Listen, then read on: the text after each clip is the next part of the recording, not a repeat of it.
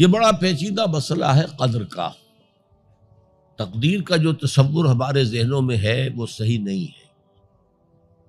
قدر کہتے ہیں اندازے کو، ایویلویٹ کرنا، کسی چیز کی قدر و قیمت کا اندازہ کرنا. اللہ نے ہر جاندار کے لیے ایک اندازہ مقرر کر دیا. مثلا چھوٹی سی چڑیا ہے اور وہ ہوا میں اڑتی پھر رہی ہے. انسان ہوا میں نہیں اڑ سکتا. مشین بنا کر ہوائی جہاز میں اڑ جائے، خود تو نہیں اڑ سکتا. تو یہ ہر نوع کی ایک تقدیر ہے. اسی طریقے سے ہر انسان کی بھی کچھ لیمیٹیشنز ہیں. ہر انسان کو دو چیزیں ملتی ہیں جس میں اس کا کوئی دخل نہیں.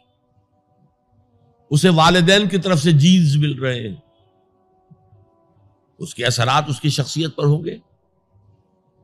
پھر جس ماحول میں اسے پیدا کیا گیا ہے اس ماحول کے اثرات ہوں گے. ان دونوں سے مل کر شاکلہ بنتا ہے. قرآن مجید نے شاکلہ کہا ہے. شاکلہ کہتے ہیں پیٹرن کو. آپ نے لوہے سے کوئی چیز ڈھالنی ہے تو پہلے لکڑی کا پاٹرن بناتے ہیں. ہمارے مصری لوگ پاٹرن کہتے ہیں اس کو. اسے آپ پیٹرن سمجھیے تاکہ اس میں آپ نے لوہا پگھلا کر ڈالا تو اسی کے مطابق ڈھل گیا. تو ہر انسان کا ایک پیٹرن ہے جو اس کے جینز سے اور اس کے انوائرمنٹ سے بنا ہے، اور ہر انسان کا محاسبہ اسی اعتبار سے ہوگا.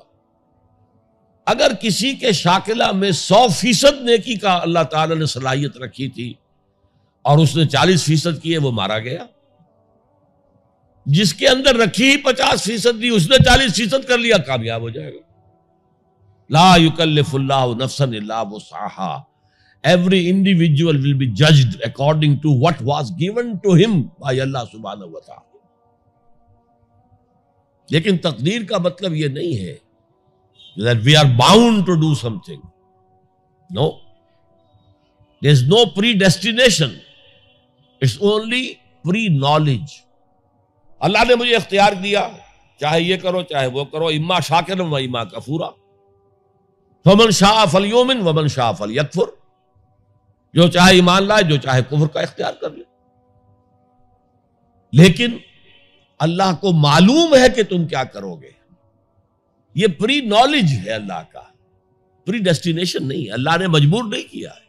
ہاں وہ لمیٹیشن جو آپ کی شخصیت کے اندر ہے وہ اپنی جگہ ہے، لیکن نیکی اور بدی، خیر اور شر، حق و باطل کا چوائس آپ کو دیا ہے.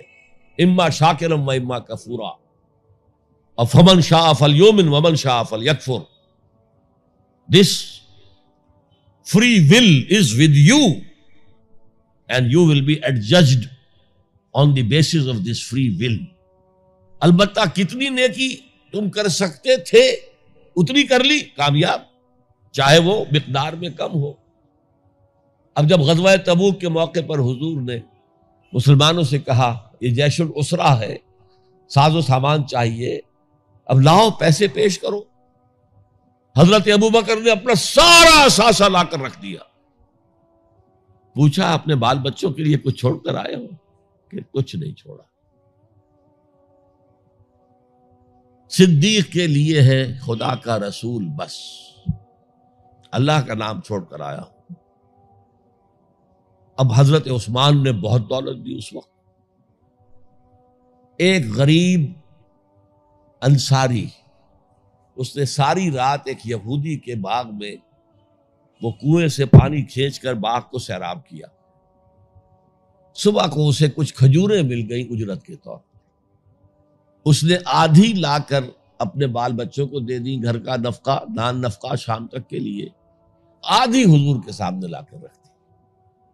جو منافقین موجود تھے انہوں نے تمسخر اڑایا. ہاں جی ہاں، بغیر ان کھجوروں کے تو یہ لشکر جا ہی نہیں سکتا، یہ تو بڑا، یہ تو بہت. حضور نے کیا کہا؟ ان کھجوروں کو اس پورے ڈھیر کے اوپر پھیلا دو، اللہ کی نگاہ میں یہ اس پورے ڈھیر سے زیادہ بھاری ہے. تو آپ جو کچھ کر سکتے ہیں کیجئے. اللہ تعالیٰ کی لاٹھی اندھے کی لاٹھی نہیں ہے جو برابر چلے سب پر، بلکہ ایوری انڈیویجول اس کے علیحدہ علیحدہ حساب ہوگا. اللہ کا کمپیوٹر بہت بڑا ہے، بہت بڑا ہے، بہت بڑا ہے. وہ ہر ایک کی قدر و قیمت کا تعین کر لے گا.